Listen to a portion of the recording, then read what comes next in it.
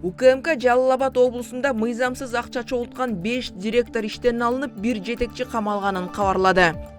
Токтогул районунун номер 4 орто мектебинин директору, Сузак районунун номер 2 жана номер 65 орто мектебинин директорлору мектептин муктаждыгы үчүн деген шылтоо менен мугалимдерден акча талап кылып, ишке орноштуруу үчүн системалуу түрдө пара алып, Россия Федерациясынын аймагында эмгек миграциясында жүргөн бүтүрүүчүлөргө мыйзамсыз аттестат берген.